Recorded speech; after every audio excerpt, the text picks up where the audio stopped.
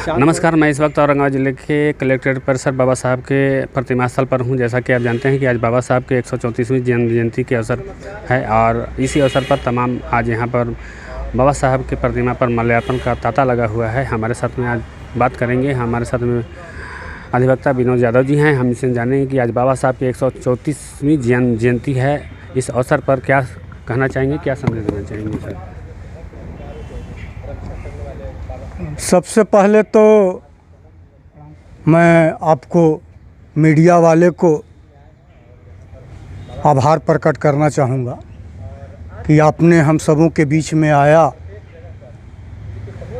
और बाबा साहब के विचारों को प्रचारित और प्रसारित करने में महत्वपूर्ण योगदान निभाने का काम किया। और बाबा साहब के वैचारिक गुरु राष्ट्रपिता ज्योतिबा फूले, जिनका 11 अप्रैल को जन्मदिन था और कल 13 अप्रैल को मने ओबीसी के क्रमदाता कहा जाए मानवर बिंदेश्वरी प्रसाद मंडल, जो मंडल कमीशन के अध्यक्ष हुए। और बाबा साहेब को मैं कहूँगा कि ओबीसी के भाग्य विधाता, जैसा लोगों का मानना है कि ब्रह्मा आपको लिख करके वहाँ से भेजे हैं, लेकिन मेरा मानना है कि ओबीसी के भाग्य विधाता देश रत्न बाबा साहेब डॉक्टर अंबेडकर हैं।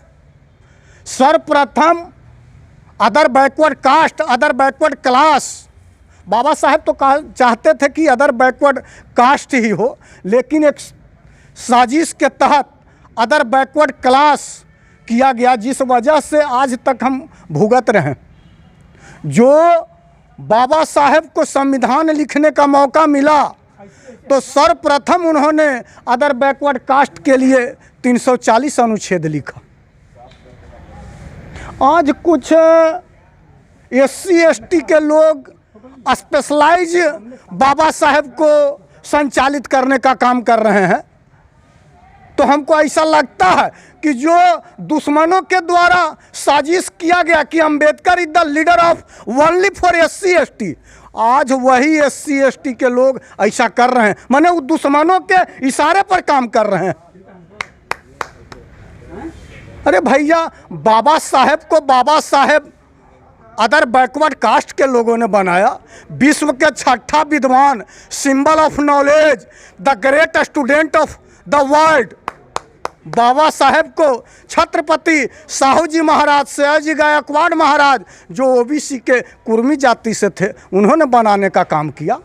इस वजह से जब बाबा साहेब को लगा होगा कि हमको संविधान लिखने का मौका मिला है और ओबीसी को हमारे ऊपर कर्ज है, तो पे बैक टू सोसाइटी करने के लिए बाबा साहब ने 340 अनुच्छेद में सबसे पहले प्रावधान किया। तो बाबा साहब सर्वप्रथम 340 अनुच्छेद में ओबीसी के लिए प्रावधान किया। इसके बाद 341 अनुच्छेद शेड्यूल कास्ट का प्रोविजन किया और 342 अनुच्छेद में शेड्यूल ट्राइब, अनुसूचित जनजाति, आदिवासी को उन्होंने प्रोविजन किया। 340 में क्या उन्होंने लिखा कि अदर बैकवर्ड कास्ट, जिसको समय समय पर कमीशन गठित कर करके और उनको सर्वे करवाना, जो काका कालेलकर कमेटी गठित किया गया, उनका रिपोर्ट ठंडे बस्ते में डाला गया। कुछ दिन के बाद बाबा साहेब इस पर ये किए कि आप जब तक कमीशन गठित नहीं करेंगे, ओबीसी को जातिगत सर्वे नहीं करेंगे, जाति जनगणना नहीं करेंगे, हम आपको, बाबा साहब ने पहला लेबर मिनिस्टर होते हुए ओबीसी के मुद्दा पर इस्तीफा देने का काम किया। आज है का कोई SC ST ओबीसी का कोई नेता कि वार्ड से भी इस्तीफा दे दे? जाति के मुद्दा पर उन्होंने तो अदर बैकवर्ड कास्ट के मुद्दा पर इस्तीफा दिया। कोई जाति के मुद्दा पर कोई है वार्ड से भी इस्तीफा दे दे?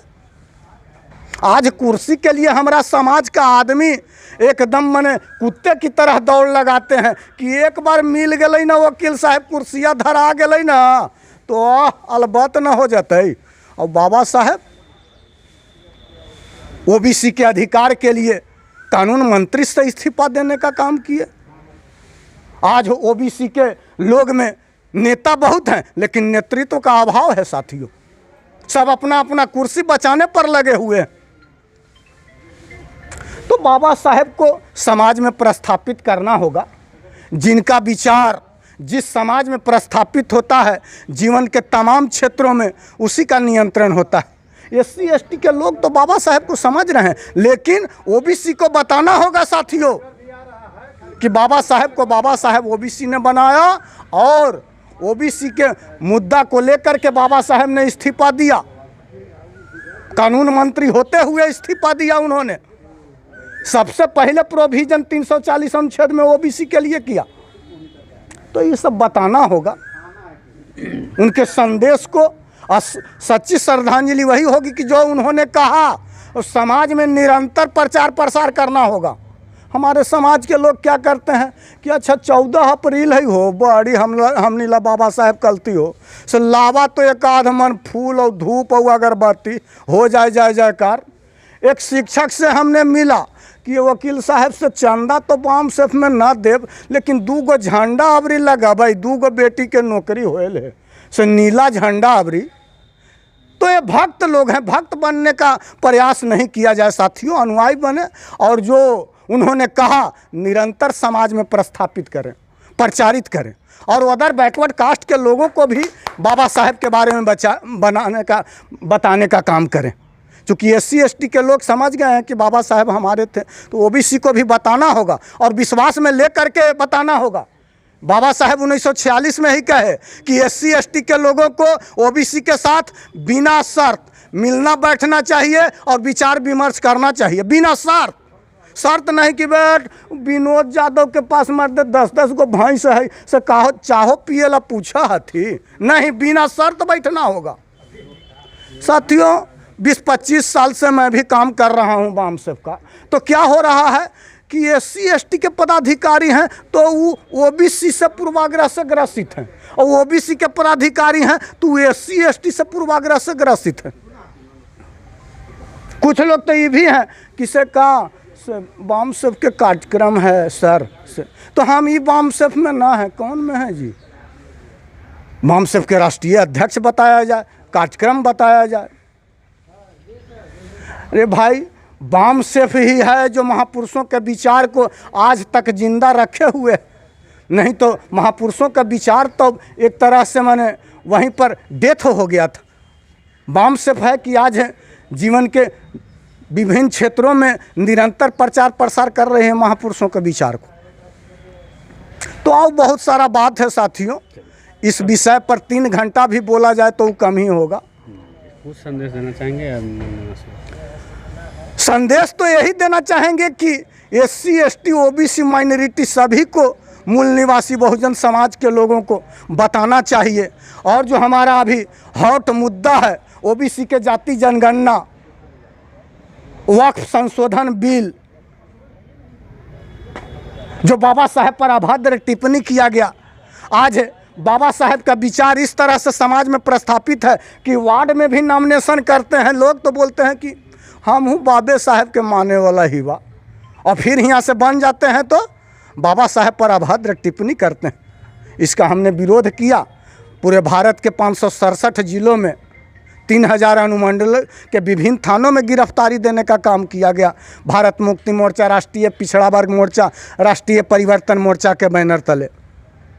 औरंगाबाद में तो हम लोग गिरफ्तारी देने के लिए तैयार हैं और पुलिस गिरफ्तार करने के लिए तैयार नहीं है। हमें ले चलिए, व्यवस्था कीजिए। हमारे पास 500 लोग हैं, ले चलिए। तो ना इतना व्यवस्था नहीं है हमारे पास, तो आपसे बात नहीं करेंगे। आप उच्च स्तरीय पदाधिकारी को बुलाइए तब बात होगा।